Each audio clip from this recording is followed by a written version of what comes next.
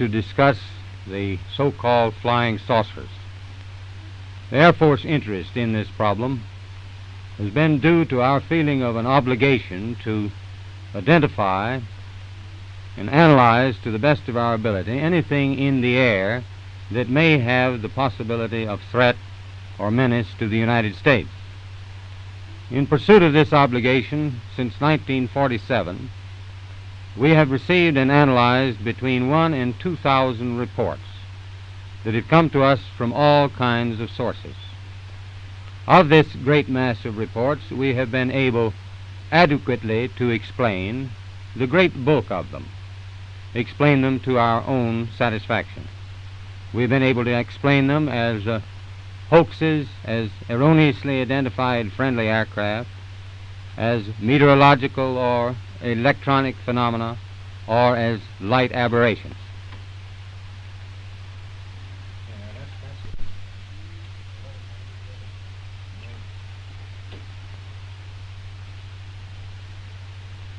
However, there have been a certain percentage of this volume of reports that have been made by credible observers of relatively incredible things. It is this group of observations that we now are attempting to resolve. Our basic difficulty in dealing with these is that there is no measurement of them that makes it possible for us to put them in any pattern that would be profitable for a deliberate, custom sort of analysis to take the next step. We have, as of date, come to only one firm conclusion with respect to this remaining percentage, and that is that it does not contain any pattern of purpose or of consistency that we can relate with to any conceivable threat to the United States. We can say that the recent sightings are in no way connected with any secret development by any department of the United States. We can say that the recent sightings are in no way connected with any secret development by any agency of the United States. Major Keyhole, as author of the book Flying Saucers Are Real, what is your opinion of these new sightings of unidentified objects? With all due respect to the Air Force, I believe that some of them will prove to be of interplanetary origin. During a 3-year investigation, I found that many pilots have described objects of substance and high speed. One case, pilots reported their plane was buffeted by an object which passed them at 500 miles an hour. Obviously, this was a solid object, and I believe it was from outer space. Welcome back, y'all, to the Trading Post. I'm Fred, and of course, this is the star of the show. Good old Noodle. Say hi, Noodle. Tell everybody.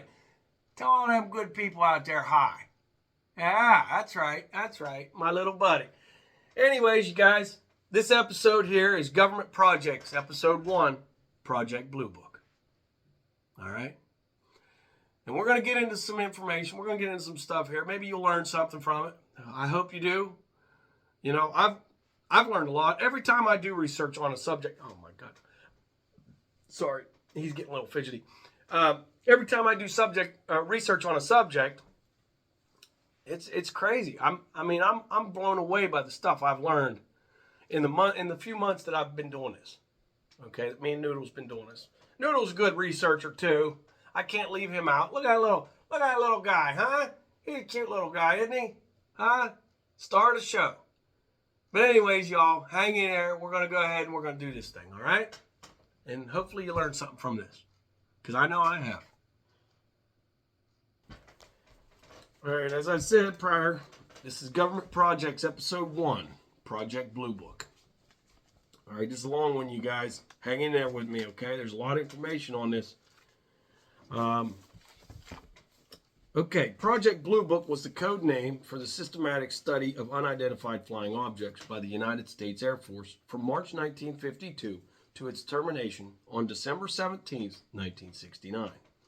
The project, headquartered at Wright-Patterson Air Force Base, Ohio, was initially directed by Captain Edward J. Ruppelt and followed projects of similar nature such as Project Sign, established in 1947, and Project Grudge in 1949. Project Bluebook had two goals, namely to determine if UFOs were a threat to national security and to scientifically analyze UFO-related data. Thousands of UFO reports were collected, analyzed, and filed as a result of the Condon Report, which concluded that the study of UFOs was unlikely to yield major scientific discoveries, and a review of the report by the National Academy of Sciences. Project Bluebook was terminated in 1969. The Air Force supplies the following summary of its investigations. Number 1. No UFO reported, investigated, and evaluated by the Air Force was ever an indication of threat to our national security. Number 2. There was no evidence submitted to or discovered by the Air Force that sightings categorized as unidentified represented technological developments or principles beyond the range of modern scientific knowledge. And number 3, there was no evidence indicating that sightings categorized as unidentified were extraterrestrial vehicles. By the time Project Bluebook ended, it had collected 12,618 UFO reports and concluded that most of them were misidentifications of natural phenomena, such as clouds, stars, etc., okay, or conventional aircraft. According to the National Reconnaissance Office, a number of the reports could be explained by flights of the formerly secret reconnaissance planes U-2 and A-12, which you'll see pictures of those. I have them on here. 701 reports were classified as unexplained, even after stringent analysis. The UFO reports were achieved and are available under the Freedom of Information Act, but names and other personal information of all witnesses have been redacted. Now, we're going to talk about previous projects. Okay? Public U.S. Air Force UFO studies were first indicated under Project Sign at the end of 1947, as previously said. Following many widely publicized UFO reports, Project Sign was initiated scientifically at the request of General Nathan Twining, Chief of the Air Force Material Command at Wright-Patterson Air Force Base. Wright-Patterson was also to be the home of Project Sign and all subsequent official U.S. Air Force public investigations. Project Sign was officially inconclusive regarding the cause of the sightings. However, according to U.S. Air Force Captain Edward J. Ruppelt, the first director of Project Bluebook, Sign's initial intelligence estimate written in the late summer of 1948 concluded that the flying saucers were real craft, were not made by either the Soviet Union or United States, and were likely extraterrestrial in origin. This was subsequently rejected by General Hoyt Vandenberg, U.S. Air Force Chief of Staff, citing a lack of physical proof. Vandenberg subsequently dismantled Project Sign, and Project Sign was succeeded at the end of 1948 by Project Grudge, which was criticized as having a debunking mandate.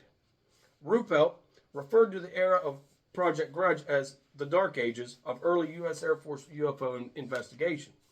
Grudge concluded that all UFOs were natural phenomena or other misinterpretations, although it also stated that 23% of the reports could not be explained. That kind of contradicts it. All right, Project Bluebook history. According to Captain Edward J. Ruppelt, by the end of 1951, several high-ranking, very influential U.S. Air Force generals were so dissatisfied with the state of the Air Force UFO investigations that they dismantled Project Grudge and replaced it with Project Bluebook in March 1952. One of these men was General Charles P. Cabell.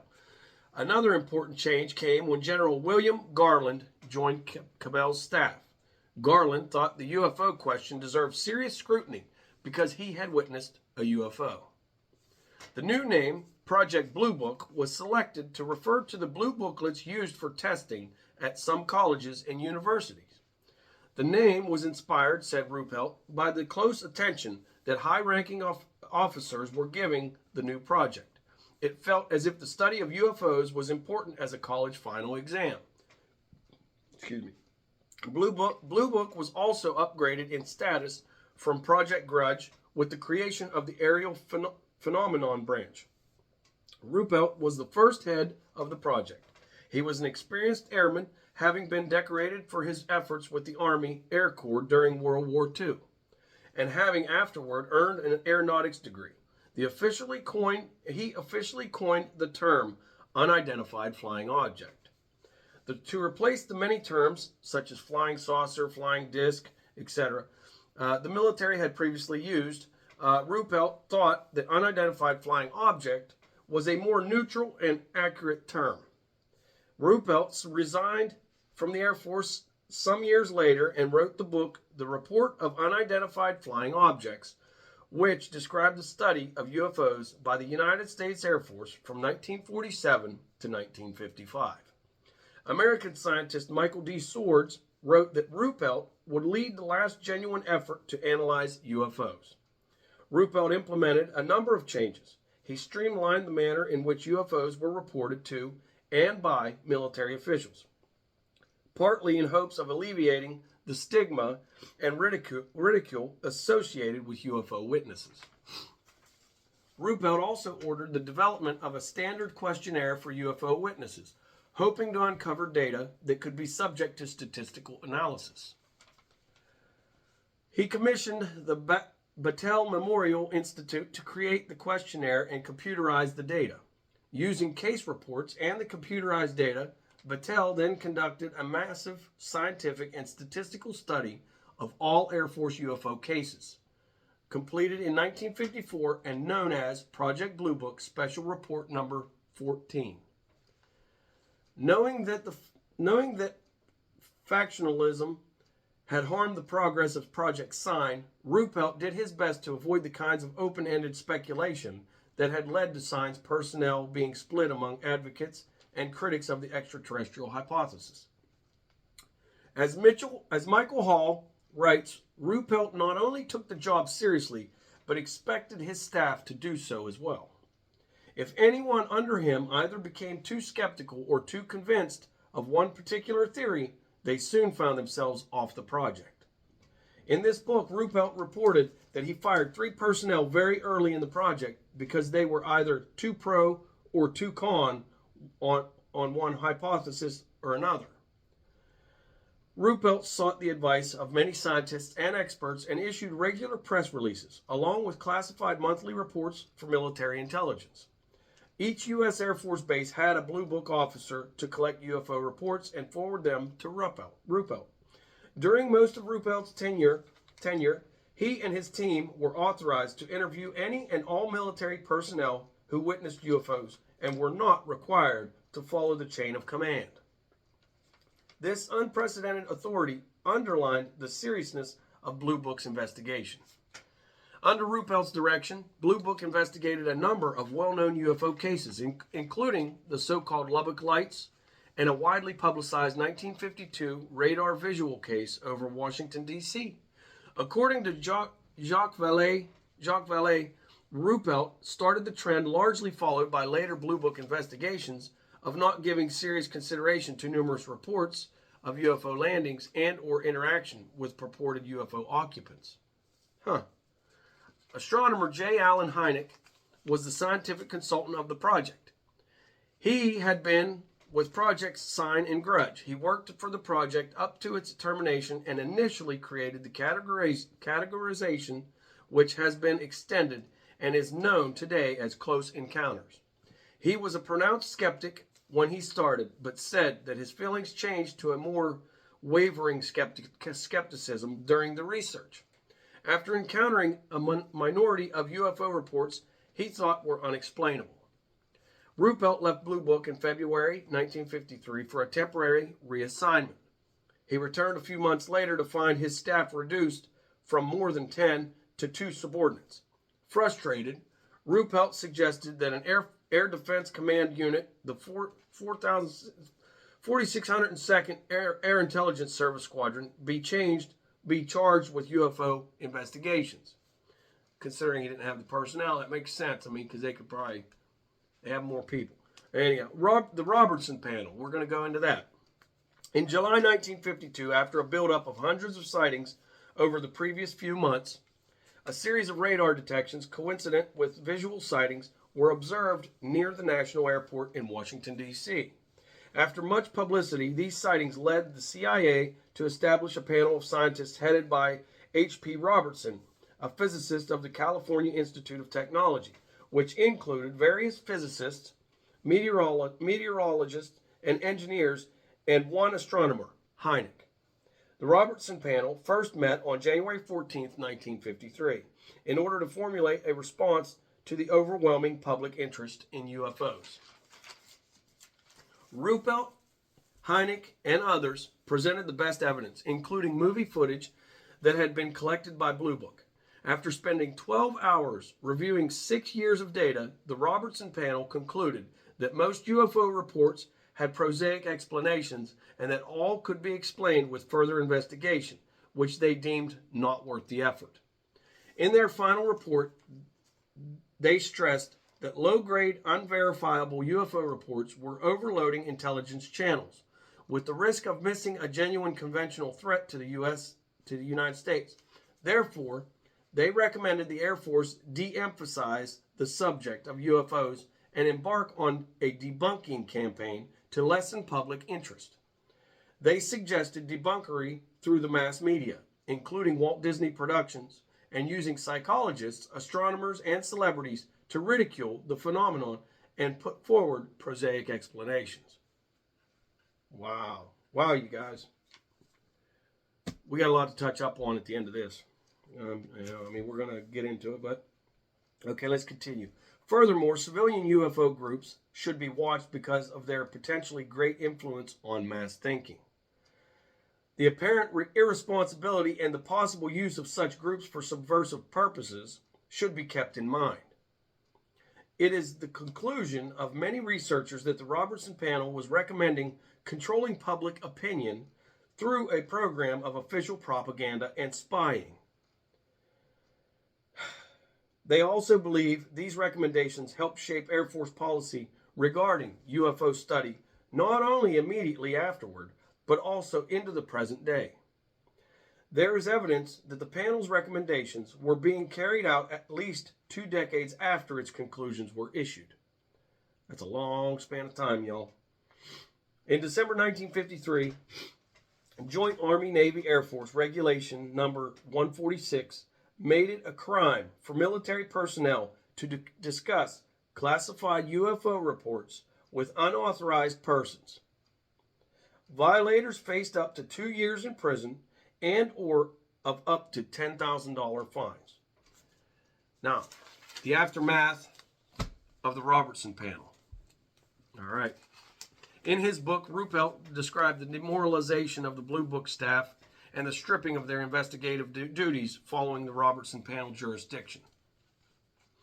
As an immediate consequence of the Robertson panel recommendations, in February 1953, the Air Force issued Regulation 200-2, ordering Air Base officers to publicly discuss UFO incidents only if they were judged to have been solved, and to classify all the unsolved cases to keep them out of the public eye. The same month, investigative duties started to be taken on by the newly formed 4602nd Air Intelligence Squadron, or AISS, of the Air Defense Command.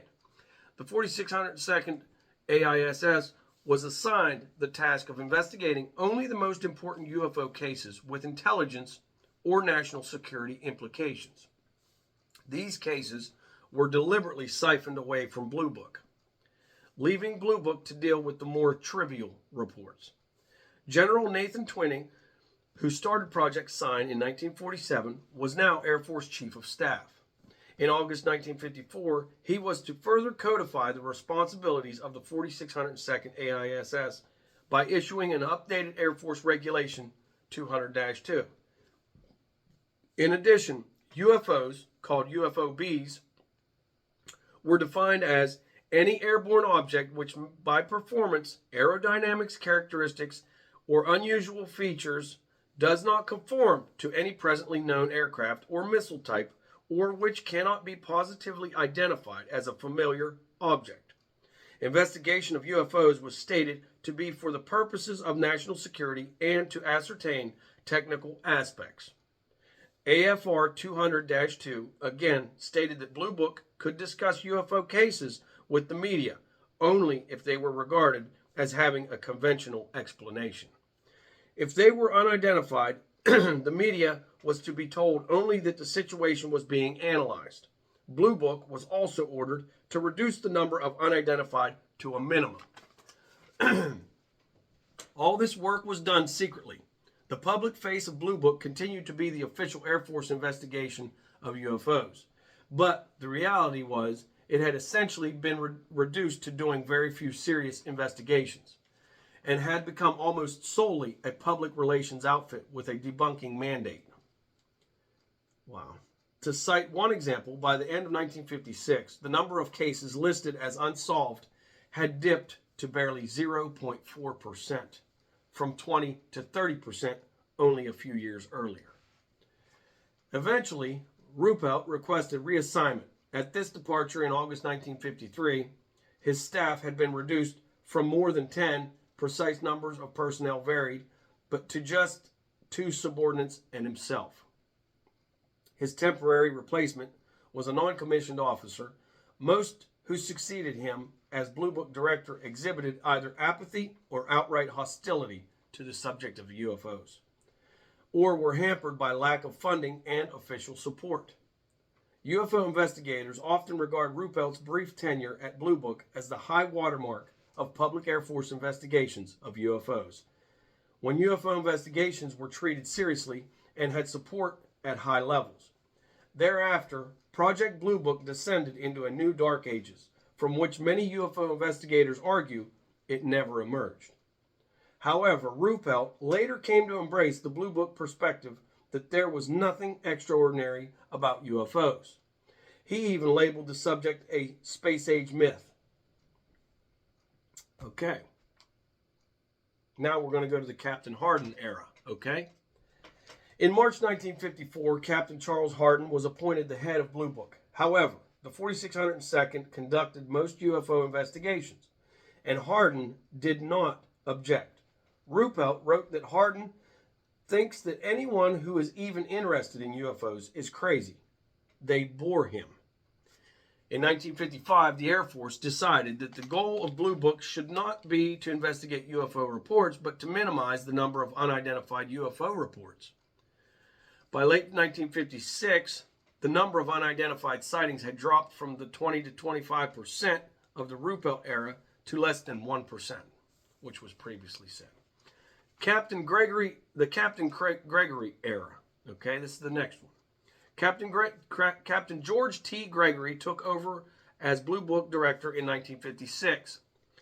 Clark writes that Gregory led Bluebook in an even firmer anti-UFO direction than the apathetic Hardin. The 4602nd was dissolved, and the 1066th Air Intelligence Service Squadron was charged with UFO investigations. In fact, there was actually little or no investigation of UFO reports. A revised AFR 200-2 issued during Gregory's tenure emphasized that unexplained UFO reports must be reduced to a minimum. One way that Gregory reduced the number of unexplained UFOs was by simple reclassification. Possible causes became probable, and probable cases were upgraded to certainties.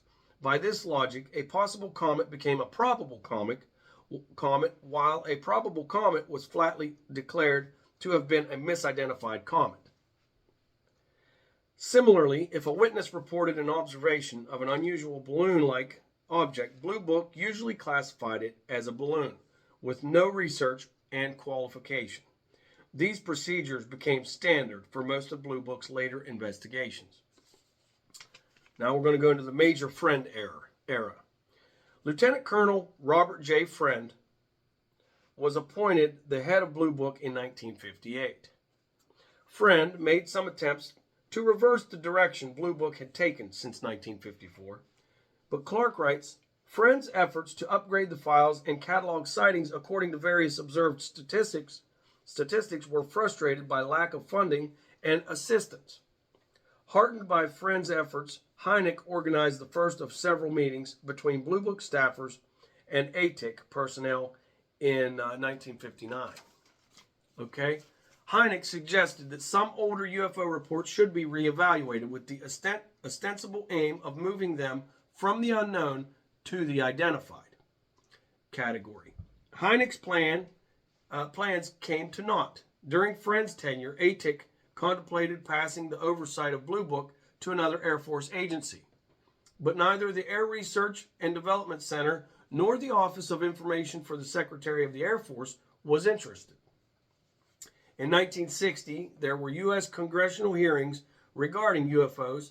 Civilian UFO Research Group, NICAP, had publicly charged Bluebook with covering up UFO evidence and had also acquired a few allies in the U.S. Congress. Bluebook was investigated by the Congress and the CIA, with critics, most notably the civilian UFO group NICAP, asserting that Bluebook was lacking scientific study. In response, ATIC added personnel, increasing the total personnel to 3 military personnel plus civilian secretaries, and increased Bluebook's budget. This seemed to nullify some of the Bluebook's critics, but it was only temporary. A few years later, the criticism would be even louder. By the time he was transferred from Bluebook in 1963, Friend thought that Bluebook was effectively useless and ought to be dissolved, even if it caused an outcry amongst the public. Now, we're going to the next director. Okay, Major Quintanilla era. Okay, this is his era. Major Hector Quintanilla took over as Bluebook's leader in August 1963. He largely continued the debunking efforts, and it was under his direction that Bluebook received some of its sharpest criticism. UFO researcher Jerome Clark goes so far as to write that by this time, Bluebook had lost all credibility. Wow, that's a statement. Physicist and UFO researcher James E. McDonald once flatly declared that Quintanilla was not competent from either a scientific or an investigative perspective. Although he also stressed that Quintanilla shouldn't be held accountable for it, as he was chosen for his position by a superior officer and was following orders in directing Bluebook. Bluebook's explanations of UFO reports were not universally accepted, however, and critics, including some scientists, suggested that Project Bluebook performed performed questionable research, or worse, were perpetrating a cover-up. This criticism grew especially strong and widespread in the 1960s. Take, for example, the many mostly nighttime UFO reports from the Midwestern and Southeastern United States in the summer of 1965. Witnesses in Texas reported multicolored lights and large aerial objects shaped like eggs or diamonds. The Oklahoma Highway Patrol reported that Tinker Air Force Base, near Oklahoma City, had tracked up to 4 UFOs simultaneously, and that several of them had descended very rapidly, from about 22,000 feet to about 4,000 feet in just a few seconds. An action well beyond the capabilities of conventional aircraft of the era. Okay? Now, John Shockley, a meteorologist from Wichita, Kansas, reported that using the State Weather Bureau radar, he tracked a number of odd aerial objects flying at altitudes between about 6,000 and 9,000 feet. These and other reports received wide publicity. Project Bluebook officially determined the witnesses had mistaken Jupiter or bright stars for something else. Bluebook's explanation was widely criticized as inaccurate. Robert Reiser, director of the Oklahoma Science and Art Foundation Planetarium, offered a strongly worded rebuke of Project Bluebook that was widely circulated. That is as far from the truth as you can get. These stars and planets are on the opposite side of the Earth from Oklahoma City at this time of year. The Air Force must have had its star finder upside down during August. I ain't even touching on that one. Anyways, you guys, let's continue on. All right, we got a little more here. We got some more. I got a lot in here. A newspaper editorial from the Richmond News Leader opined that attempts to dismiss the reported sightings under the rationale as exhibited by Project Bluebook won't solve the mystery and serve only to heighten the suspicion that there's something out there that the Air Force doesn't want us to know about. While a Wichita-based UPI reporter noted that ordinary radar does not pick up planets and stars. So, they debunked their whole entire statement, didn't they? Another case that Bluebook's critics seized upon was to the so-called Portage County UFO chase, which began at about 5 a.m. near Ravenna, Ohio, on April 17, 1966. Police officers Dale Spar and Wilbur Neff spotted what they described as a disc-shaped silvery object with a bright light emanating from its underside at about 1,000 feet in altitude. They began following the object, which they reported sometimes descended as low as 50 feet. And police from several other jurisdictions were involved in pursuit. The chase ended about 30 minutes later near Freedom, Pennsylvania, some 85 miles away. The UFO chase made national news, and the police submitted detailed reports to Bluebook. 5 days later, following brief interviews with only one of the police officers, but none of the other ground witnesses, Bluebook's director, Major Hector Quintanilla, announced their conclusions. The police, one of them an Air Force gunner during the Korean War, had first chased a communication satellite, then the planet Venus. Oh my God. This conclusion was widely derided, and police officers strenuously rejected it. In his dissenting conclusion, Hynek described Bluebook's conclusion as absurd. In their reports, several of the police had unknowingly described the moon, Venus, and the UFO, though they unknowingly described Venus as a bright star very near the moon. Okay. Ohio Congressman William Stanton said that the Air Force has suffered a great loss of prestige in this community. Once people entrusted with the public welfare no longer think the people can handle the truth, then the people in return will no longer trust the government. In September 1968, Hynek received a letter from Colonel Raymond Sleeper of the Foreign Technology Division. Sleeper noted that Hynek had publicly accused Bluebook of shoddy science and further asked Hynek to offer advice on how Bluebook could improve its scientific methods. Hynek was to later declare that Sleeper's letter was the first time in my 20-year association with the Air Force as scientific consultant that I had been officially asked for criticism and advice regarding the UFO problem. Hynek wrote a detailed response dated October 7, 1968, suggesting several areas where Bluebook could improve. In part, he wrote,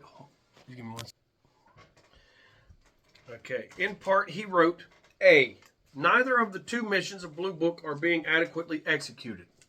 B, the staff of Bluebook, both in numbers and in scientific training, is grossly inadequate. C, Bluebook suffers in that it is a closed system. There is virtually no scientific dialogue between Bluebook and the outside scientific world. D, the statistical methods employed by Bluebook are nothing less than a travesty. And E, there has been a lack of attention to significant UFO cases and too much time spent on routine cases. And on peripheral public relations tasks, concentration could be on 2 or 3 potentially scientific significant cases per month, spread thin over 40 to 70 cases per month. F, the information input to Bluebook is grossly inadequate. An impossible load is placed on Bluebook by the almost consistent failure of UFO officers at local air bases to transmit adequate information. G, the basic altitude and approach within Bluebook is illogical and unscientific. Sorry, I dropped the ball on that. H, inadequate use had been made of the project's scientific consultant, Hynek himself. Only cases the project monitor deems worthwhile are brought to his attention. His scope of operation has been consistently thwarted. He often learns of interesting cases only a month or two after the receipt of the report at Bluebook. Despite Sleeper's request of criticism, none of Hynek's commentary resulted in any substantial changes in Bluebook. Quintanilla's own perspective of the project is documented in his manuscript, UFOs, an Air Force Dilemma. Lieutenant Colonel Quintanilla wrote the manuscript in 1975, but it was not published until after his death in 1998. Quintanilla states in the text that he personally believed it arrogant to think human beings were the only intelligent life in the universe. Yet, while he found it highly likely that intelligent life existed beyond Earth, he had no hard evidence of any extraterrestrial visitation. Now, we're going to go into the congressional hearing. Okay, in 1966, a string of UFO sightings in Massachusetts and New Hampshire provoked a congressional hearing by the House Committee on Armed Services. According to attachments to the hearing, the Air Force had at first stated that the sightings were the result of a training exercise happening in the area. But NICAP, the National Investigations Committee on Aerial Phenomena, reported that there was no record of a plane flying at the time the sightings occurred. Another report alleged that the UFO was actually a flying billboard advertising gasoline. Raymond Fowler of NICAP added his own interviews with the locals who saw Air Force officers confiscating newspapers with the story of UFOs and telling them not to report what they had seen. Two police officers who had witnessed the UFOs, Eugene Bertrand and David Hunt, wrote a letter to Major Quintanilla stating that they felt their reputations were destroyed by the Air Force. It was impossible to mistake what we saw for any kind of military operation, regardless of altitude. The irritated officers wrote, adding that there is no way it could have been a balloon or helicopter. According to Secretary Harold Brown of the Air Force, Bluebook consisted of 3 steps: investigation, analysis, and the distribution of information gathered to interested parties. After Brown gave permission, the press were invited into the hearing. By the time of the hearing, Bluebook had identified and explained 95% of the reported UFO sightings. None of these were extraterrestrial or a threat to national security. Brown himself proclaimed, "I know of no one of scientific standing or executive standing with a detailed knowledge of this in our organization who believes that they came from extraterrestrial sources." J. Allen Hynek, a science consultant to Bluebook, suggested in an unedited statement that a civilian panel of physical and social scientists be formed for the express purpose of determining whether a major problem really exists in regards to UFOs. Hynek remarked, nor do I know any competent scientist who has or who believes that any kind of extraterrestrial intelligence is involved. Now, the Condon Committee, we're going to go into that. Criticism of Bluebook continued to grow through the mid-1960s. NICAP's membership ballooned to about 15,000, and the group charged the U.S. government with a cover-up of UFO evidence. Following U.S. congressional hearings, the Condon Committee was established in 1966, ostensibly as a neutral scientific research body. However, the committee became mired in controversy, with some members charging Director Edward U. Condon with bias, and critics would question the validity and the scientific rigor of the Condon report. In the end, the Condon Committee suggested that there was nothing extraordinary about UFOs, and while it left a minority of cases unexplained, the report also argued that further research would not be likely to yield significant results. Okay, now this is the end of it. Okay, I'm glad you hung in here this long. I'm sorry, there's a lot here. In response to the Condon Committee's conclusions, Secretary of the Air Force Robert C. Siemens, Jr. announced that Bluebook would soon be closed because further funding cannot be justified either on the grounds of national security or in the interest of science. The last publicly acknowledged day of Bluebook operations was December 17, 1969. However, researcher Brad Sparks, citing research from the May 1970 issue of NICAP's UFO Investigator reports that the last day of Bluebook activity was actually January 30th, 1970. According to Sparks, Air Force officials wanted to keep the Air Force's reaction to the UFO problem from overlapping into a 4th decade, and thus altered the date of Bluebook's closure in official files. That's interesting, huh? Bluebook's files were sent to the Air Force archives at Maxwell Air Force Base in Alabama. Major David Shea was to later claim that Maxwell was chosen because it was accessible yet not too inviting. Ultimately, Bluebook stated that UFO sightings were generated as a result of 1. A mild form of mass hysteria, 2. Individuals who fabricate such reports to perpetrate a hoax or seek publicity, 3. Psychopathological persons, or 4. Misidentification of various conventional objects. Okay, in April 2003, the U.S. Air Force publicly indicated that there were no immediate plans to reestablish any official government UFO study programs. However, in December 2017, it was disclosed that a new secret UFO study titled Advanced Aerospace Threat Identification Program, or ATIP, was funded at $22 million from 2007 to 2012. So, what do you all think? Was Bluebook reduced down to nothing due to a cover-up? I mean, was it just purely financial issues, diverting funds elsewhere, or was it something else? I mean, let's get into this, okay? The disinformation thing seems to make it a little suspicious. What do you all think? Let me know in the comments or email me at thetradingpost8124@gmail.com. It's all lowercase, okay? I hope you guys were entertained with this. I hope you have a takeaway from this and maybe learned a little bit from this instance. Okay, we're going to do a lot more government projects, you know, that we can touch up on and cover up on, or cover on, not cover up. Bad wording. I'm sorry. I dropped the ball on that, y'all. Anyways, we're going to cover it. You get the point, right? We're going to cover other government projects. We're going to cover conspiracy theories and everything. Okay?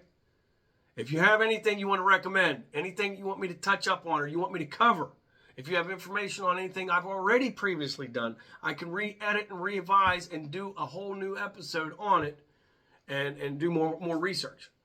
So if you want it, let me know. I'm here. Me and Noodles here for you guys. Okay? We want to know what you want. All right? Until I find out, I'm going to go down my path. I'm just going to be grasping at straws, grabbing different things. And we're going to do what we got to do. All right? I love you, Trading Post family. You know, live, love, laugh, and love. Live your life to the fullest. Because tomorrow's not promised to anybody. Okay? Be happy. Be joyous. Okay? And I'll talk to you guys on the next one. Bye.